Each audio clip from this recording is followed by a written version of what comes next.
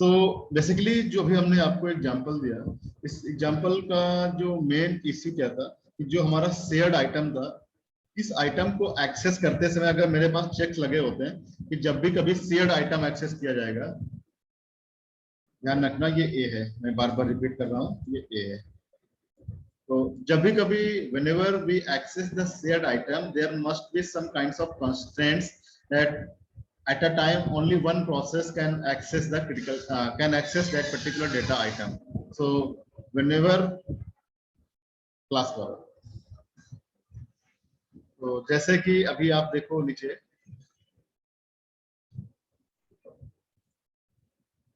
जो हमने बात की थी रेस कंडीशन, उसका हम फुलिफन की बात करेंगे।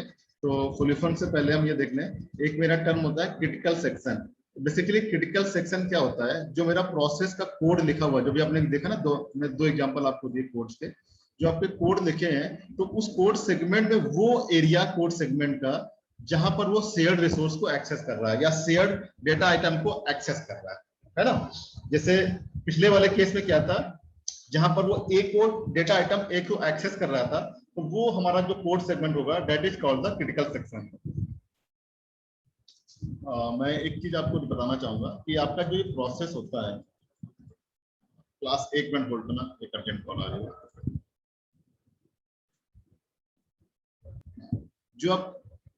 जो आपका प्रोसेस होता है, उस प्रोसेस में क्लास 1 सेकंड होल्ड करना। 123 Utkarsh Gupta is there. Utkarsh Gupta, yes sir. आपसे अटेंडेंस के लिए किसने बोला है? दिमाग खराब है तुम्हारा? सर पता नहीं था सर। किसने कहा था अटेंडेंस के लिए तुझे? जब मर्जी में मुंह उठा के चले आ रहे हो, अटेंडेंस चले जा रहे हो। हाँ,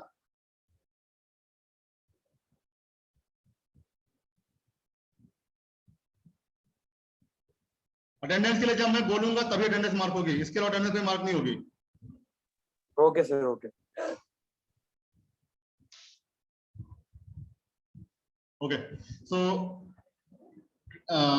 प्रोसेस जो बेसिकली आपका होता है, प्रोसेस क्या होता है, नंबर ऑफ इंस्ट्रक्शंस होते हैं।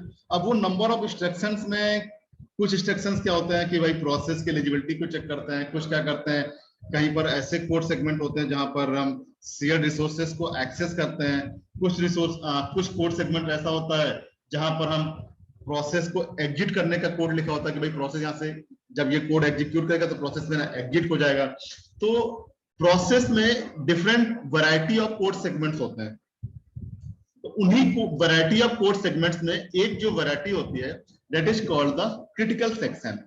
तो basically critical section refers to the code segment of a process whereby it accessed a shared resource।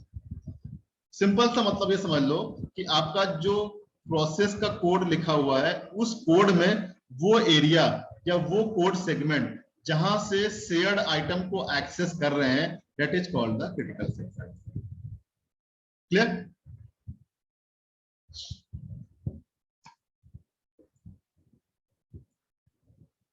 Now there are 3 requirements and this is the most important question as far as AKTU is concerned. Probably each and everywhere they ask what is critical section and what are the requirements of the critical section. So this is all about requirements of critical section. The very first heading is mutual exclusion. भाई अभी आपने देखा ऊपर race condition में problem यही तो आई थी, अगर कोई भी प्रोसेस किसी भी ऑर्डर में एक्सेस कर लेगा डेटा आइटम को जो शेयर्ड वाला है, तो मेरी जो डिजायर्ड आंसर था वो डिजायर्ड आंसर ना मिल करके मुझे एक क्या फेक आंसर मिल रहा था, उसी को हम रेस कंडीशन बोल रहे थे। तो अगर मुझे डिजायर्ड आंसर चाहिए तो मैं कैसे उन सब चीजों को अचीव करूंगा, तो उसके लिए क्या है, क्रिटिकल सेक्शन की जो कुछ रिक्वायरमेंट्स हैं उसमें से जो सबसे पहली रिक्वायरमेंट है this is called the mutual exclusion. And mutual exclusion ये बोलता है, जैसे कि नाम से क्लियर है कि जो आपका डेटा आइटम है शेयर्ड वाला, सपोज ए था, at a time only one process is allowed to execute their critical section। Means अगर इसको मैं आपके कोड सेगमेंट की लैंग्वेज में बोलूं तो इसको मतलब ये होगा, एक टाइम पे एक ही प्रोसेस शेयर्ड आइटम को एक्सेस कर सकता है। अगर कोई दूसरा प्रोसेस उस शेयर्ड आइटम को एक्सेस करना चाहता है तो उसको वेट करना पड़ेगा, कब तक? जब तक वो प्रोसेस वहां से एग्जिट ना कर ले। थोड़ा सा बैक में चलते हैं एग्जांपल में। भाई यहां पर था आपका ये कोड था, ये इतना जो कोड है ये क्रिटिकल सेक्शन का कोड है। भाई देखो यहाँ पे क्या हो रहा है, डेटा आइटम ए को एक्सेस कर रहा है और ए आपका क्या है, शेयर्ड आइटम है, क्योंकि ए आपको पी नॉट भी एक्सेस कर रहा है और ए को P1 भी एक्सेस कर रहा है, तो ये आपका शेयर्ड आइटम है। तो एक टाइम पे एक ही प्रोसेस, यानी या तो पी नॉट या P1, अगर P1 जब एक्सेस करेगा इतने को तो P नॉट को इतने के एक्सेस के अलाउ नहीं होगा, जब P नॉट इतने को एक्सेस करेगा तो P1 को इसका क्रिटिकल सेक्शन का एक्सेस अलाउ नहीं होगा। तो एक टाइम पे एक ही प्रोसेस क्रिटिकल सेक्शन को एक्सेस करेगा, ठीक है। तो at any time at most one of the cooperating process should be executing in its critical section. Mutual exclusion बोलता है एक टाइम पे क्रिटिकल सेक्शन में एक ही प्रोसेस होना चाहिए। आई होप ये क्लियर होगा। Now the next one is progress. Progress ये कहती है कि मान लो ये आपका क्रिटिकल सेक्शन है, थोड़ा सा ध्यान देना, ये आपका क्रिटिकल सेक्शन है। अगर कोई भी प्रोसेस क्रिटिकल सेक्शन में एग्जीक्यूट नहीं कर रहा है, यानी शेयर्ड आइटम को कोई प्रोसेस एक्सेस नहीं कर रहा है, and there are some processes that wants to enter into the critical section, means कुछ प्रोसेस हैं ऐसे जो क्रिटिकल सेक्शन को एग्जीक्यूट करना चाहते हैं, then immediately enable one of the waiting process to enter its critical section. नहीं, कहानी थोड़ी लंबी हो गई, समझ में नहीं आया होगा, मैं फिर से ब्लॉक डायग्राम बना के कोशिश करता हूं बनाने की।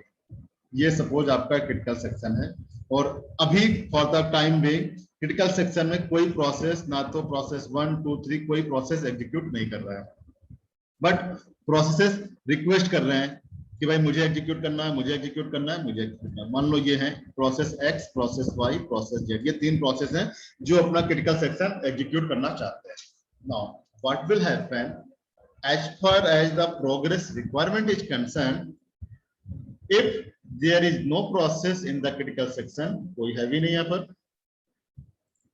there is no process in the critical section and there are waiting processes exist, there are waiting processes, then immediately allow one of the waiting process to enter into the critical section। Suppose हमने y को allow कर दिया तो y immediately inter कर जाएगा।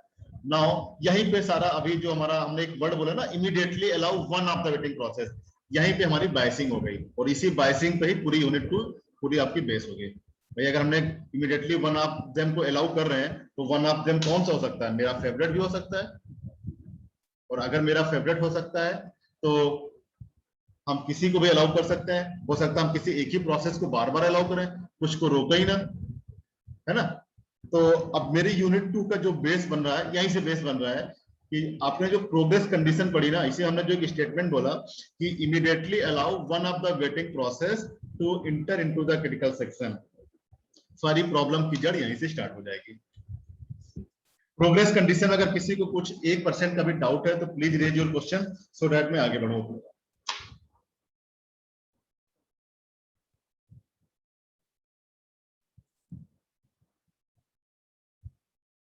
Okay, तो हम assume करके चल रहे हैं, किसी को कोई डाउट्स नहीं है।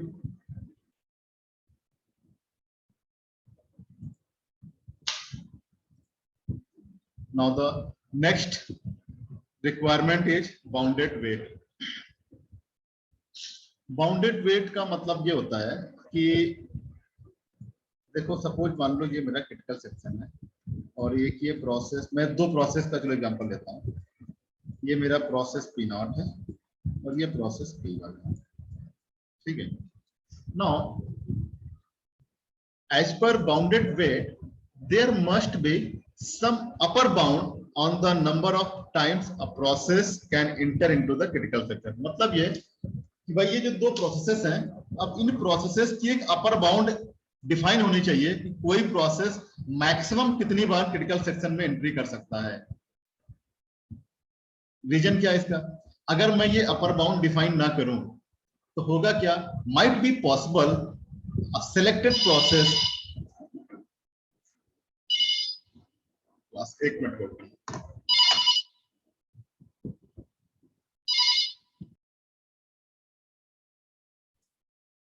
ओके सो अगर अपर बाउंड डिफाइन नहीं होगी तो होगा क्या, कुछ प्रोसेसेस, कुछ selective processes most of the time continuously critical section में एंट्री करते रहेंगे और कुछ प्रोसेस हमेशा वेट करते रहेंगे। तो इस लिमिटेशन से बचने के लिए, इस ड्रॉबैक से बचने के लिए जो इसकी थर्ड रिक्वायरमेंट है, that is the bounded wait.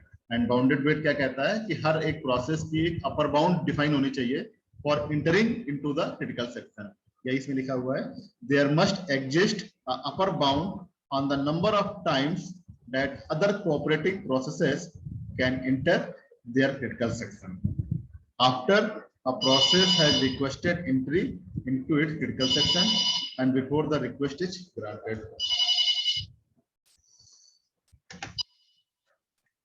Hello, morning. नहीं मैम अभी है नहीं, क्लास चल रही है, अब क्लास बात करते हैं।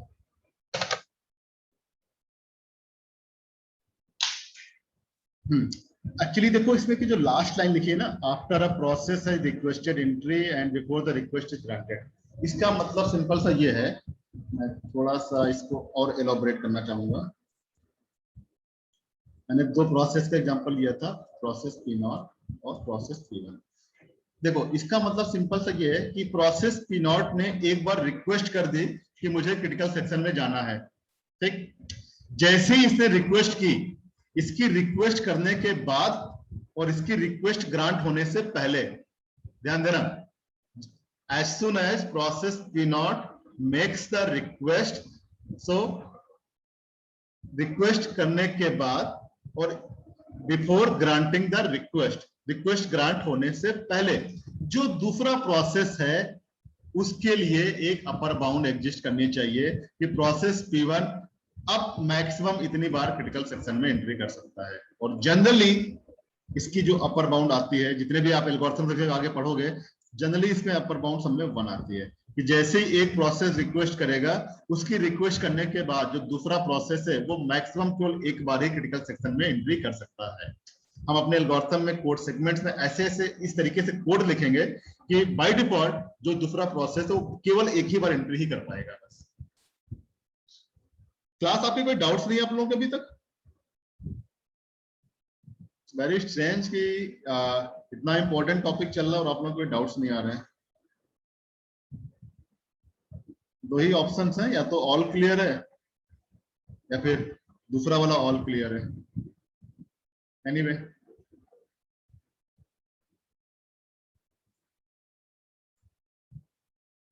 So this is all about the requirements of a critical section. जो आपका एकेटी में क्वेश्चन आएगा, क्वेश्चन ये कहता है what is critical section and what are the requirements of the critical section. So आप क्रिटिकल सेक्शन की डेफिनेशन लिखोगे, code segment of process where it access the shared resources, and इसकी ये 3 रिक्वायरमेंट्स हैं, mutual exclusion, progress and the bounded wait. ठीक है, now our next topic is critical section solution.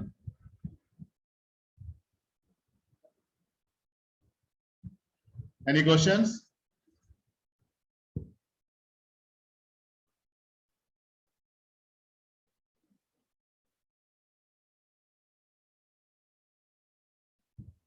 Nine 9002 Abhay, any questions? Utkarsh 123, any doubts?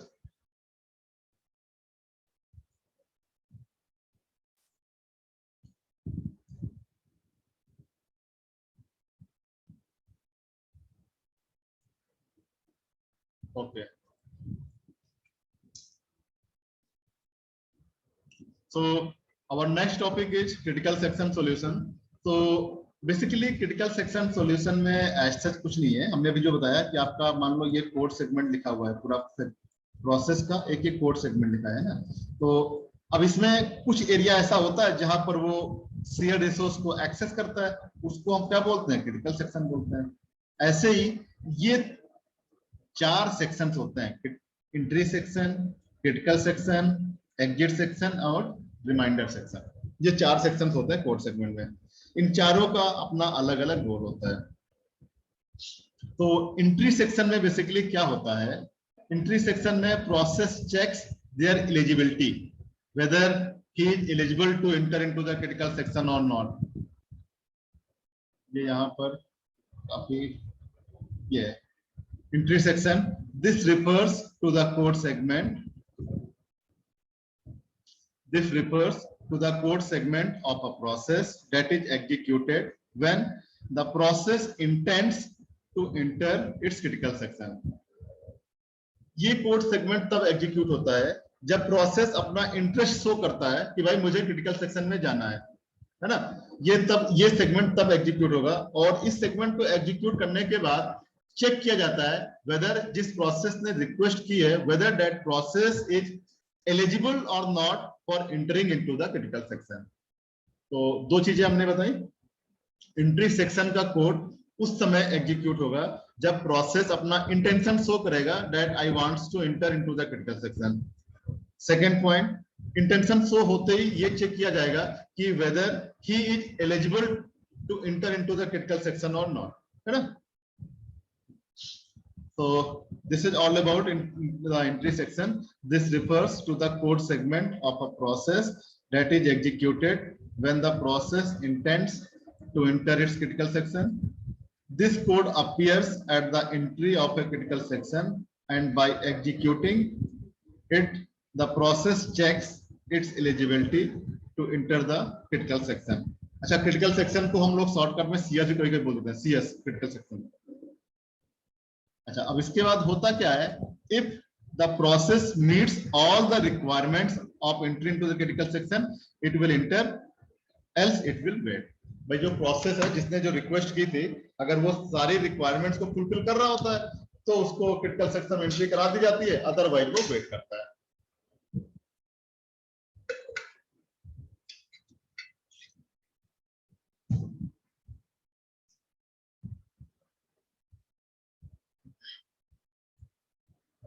Entry section के बाद next है critical section.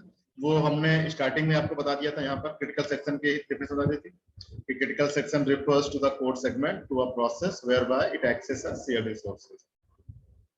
Now next one is exit section. तो basically exit section देखो क्या है, critical section के बाद है। तो एग्जिट सेक्शन में वो कोड सेगमेंट्स होते हैं जहां से वो अपना इंटेंशन बताता है कि भैया हमने अपना क्रिटिकल सेक्शन एग्जीक्यूट कर लिया है, अब मुझे एग्जिट करना है। और एक चीज तो ये होगी, दूसरी चीज ये भी होती है कि क्रिटिकल सेक्शन एग्जिट सेक्शन में ही वो कोड सेगमेंट भी होता है जिसमें वो दूसरे प्रोसेस को इनेबल भी करता है for entering into the critical section. तो 2 चीजें यहाँ पर होती हैं, पहला काम होता है क्रिटिकल सेक्शन से एग्जिट करने का कोड होगा, दूसरा काम होता है एक वेटिंग प्रोसेस को इनेबल कर देता है कि भैया हमने एग्जिट कर लिया, now you can enter into the critical section. 2 चीजें होती है एग्जिट सेक्शन में। स्टेटमेंट्स देख सकते हो, दिस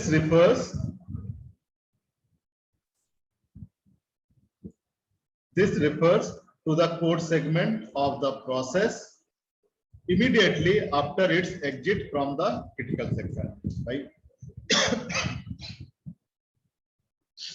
ये कोड सेगमेंट जैसे ही क्रिटिकल सेक्शन से एग्जिट करेगा उसके इमीडिएटली ये कोड सेगमेंट एग्जीक्यूट करेगा। In this section, a process performs certain operations indicating its exit from the CS, ठीक है, and enable one of the waiting process to enter its CS। Clear? 2 काम कर रहा है, क्रिटिकल सेक्शन से exit कर रहा है और एक वेटिंग प्रोसेस को इनेबल कर रहा है for entering into the critical section.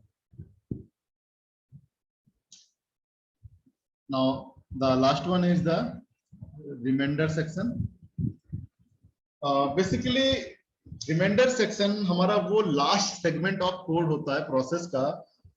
Whenever a process is executing the remainder section, it implies कि जो फर्दर मेरा प्रोसेस क्रिटिकल सेक्शन को एग्जीक्यूट करने में इंटरेस्टेड नहीं है ये जो मेरा कोड सेगमेंट लिखा था, मान लो ये एरिया मेरा रिमाइंडर सेक्शन का है, तो अगर मेरा कोई प्रोसेस इस कोड सेगमेंट को एग्जीक्यूट कर रहा है, then it means process is further not interested for execution of critical section.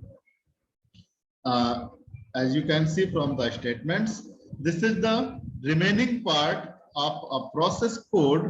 When a process is executing in this section, it implies that it is not waiting to enter its CS. ठीक है, तो ये हमारा critical section का solution हो गया.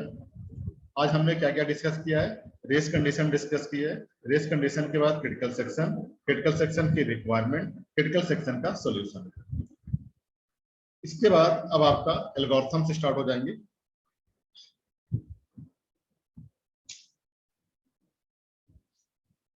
Class any doubts? 2 minute का break ले रहे हैं. अगर किसी के डाउट्स है तो पूछ लीजिए, तो 2 मिनट बाद हम अगला स्टार्ट करेंगे.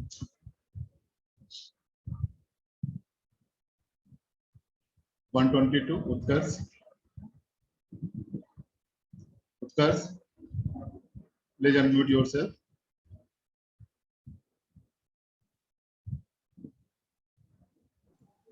हेलो. हाँ उत्कर्ष, कोई डाउट? Hello sir. हाँ Utkarsh, I can hear you. You have any doubts? No sir.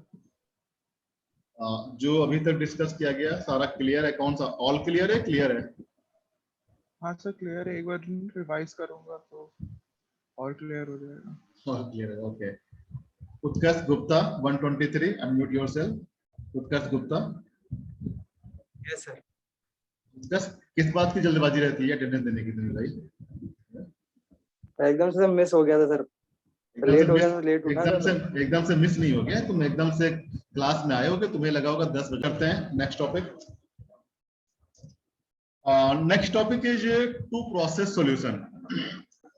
Exam में इसमें जो आता है, इसमें देखो टू प्रोसेस सॉल्यूशन में 3 एल्गो हैं. उनका नाम भी यही है, एल्गो 1, एल्गो 2, एल्गो 3.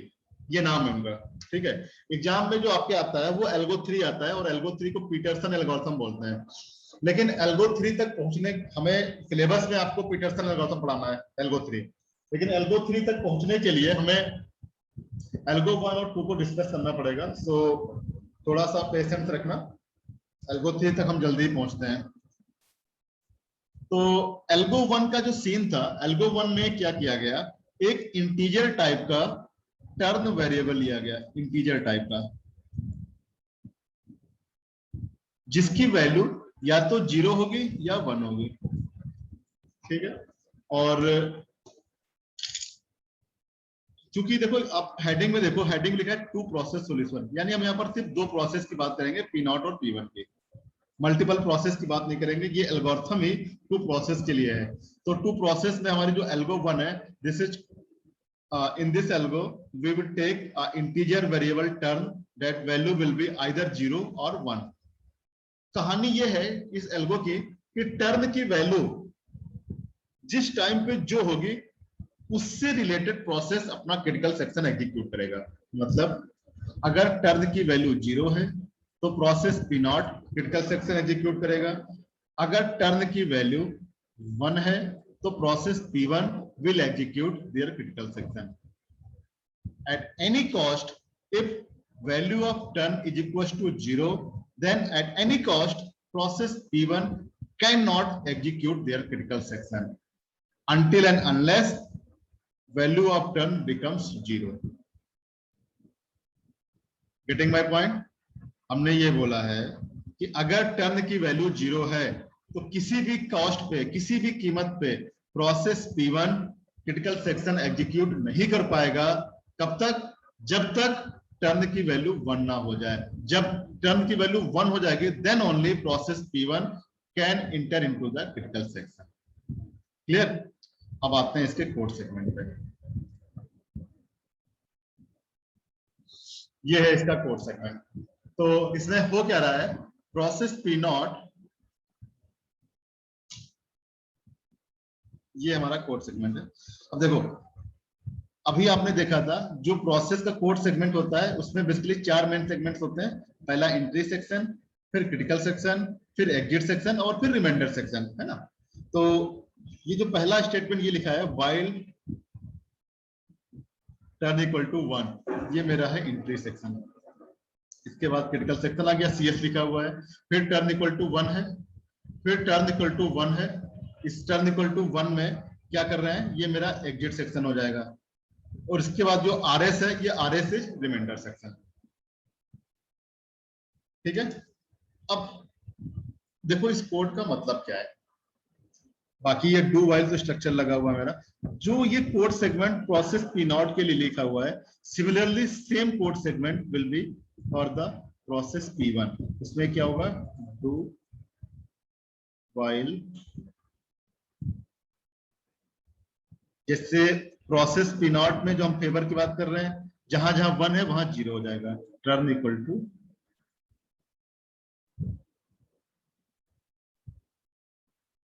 0 CS, ये कोड सेगमेंट प्रोसेस P1 को होगा। I am trying my best, लिखने के लिए ट्राई कर रहा हूं, लेकिन फिर भी अगर आपको समझ में ना आए तो मेरे आवाज सुनते रहना, मैं बोल क्या रहा हूं यहाँ पर। Turn equal to 0 RS do while loop. ठीक है, ये है।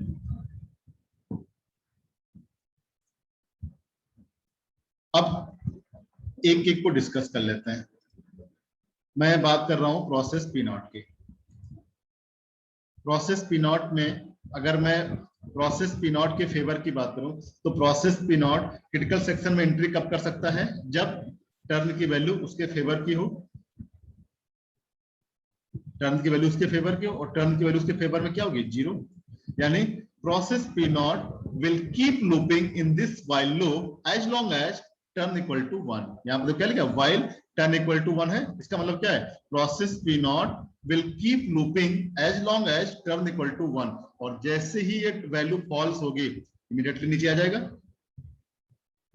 अब भाई प्रोग्रामर साइंस में कोई क्लास में नहीं है, आई होप मैंने कोड सेगमेंट सही लिखा है।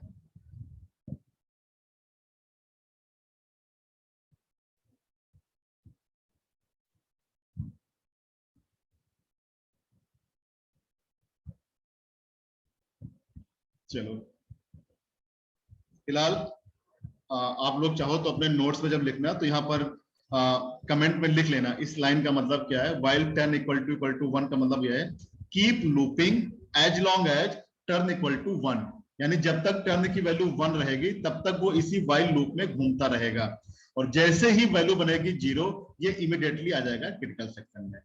ठीक है।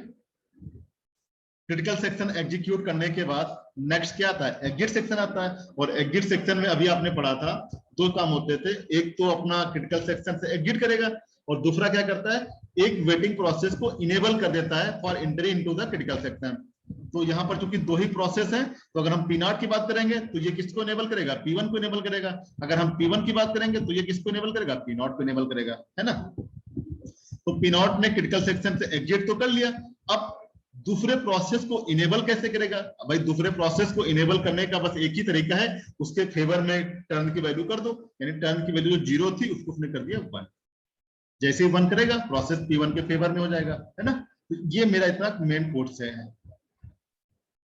अगर मैं प्रोसेस P1 के रिस्पेक्ट में बात करूं तो प्रोसेस P1 के लिए क्या है, keep looping as long as turn equal to 0। जब तक टर्न की वैल्यू 0 रहेगी तब तक प्रोसेस P1 इसी व्हाइल लूप में घूमता रहेगा। As soon as value becomes 1, process P1 will enter into the critical section. Now after exiting from the critical section, now what he will do, he will change the value of term to 0 and enables the process P0। भाई क्या करना है, exit section में क्या करते हैं, waiting process को enable करते हैं। तो अगर हम प्रोसेस P1 की बात कर रहे हैं तो इसके लिए दूसरा प्रोसेस क्या होगा, P0 होगा, यानी P0 के फेवर में टर्न की वैल्यू कर दो, यही तो मतलब हुआ ना। तो टर्न की वैल्यू को कर दिया 0, और रिमाइंडर सेक्शन में अगर प्रोसेस एग्जीक्यूट कर रहा है तो उसको हम फर्दर कैंडिडेट एज्यूम ही नहीं करते कि क्रिटिकल सेक्शन में एग्जीक्यूट करेगा। So this is all about the algo 1।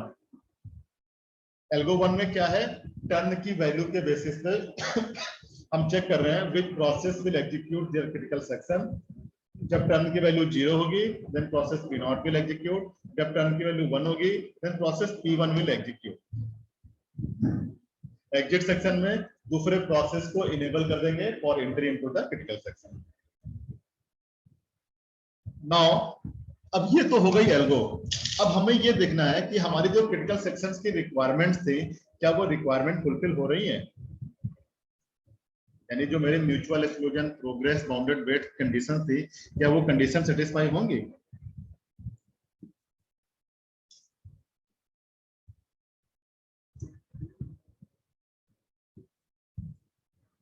क्या स्क्रीन विजुअल हो पाएगी आप लोगों को ये?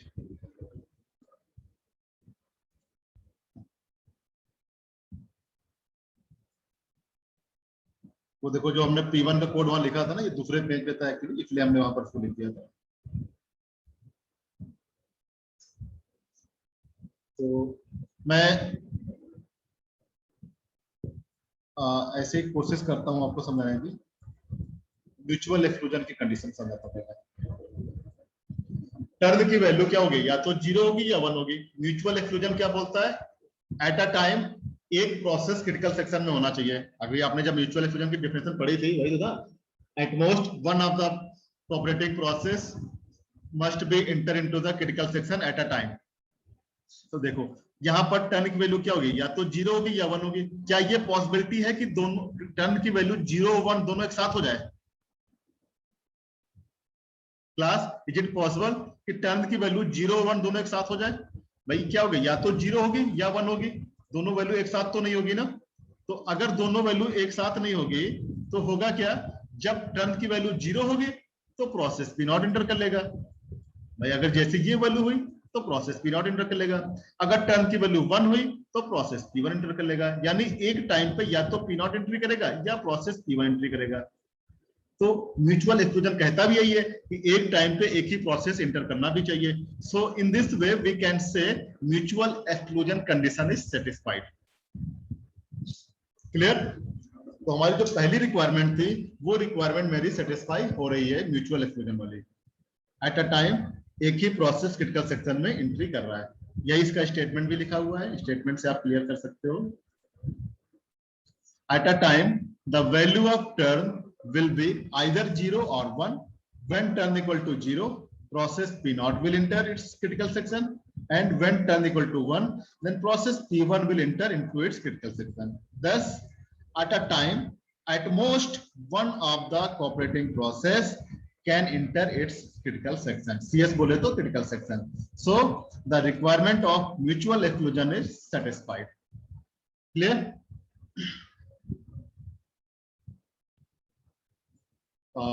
Less than seconds are remaining for the meeting, so just wait for the next meeting and next meeting create करते हैं, फिर उसमें next topic next आगे से continue करते हैं।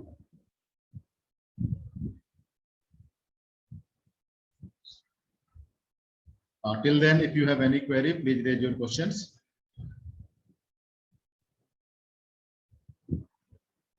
Class, any doubts? Please raise your questions.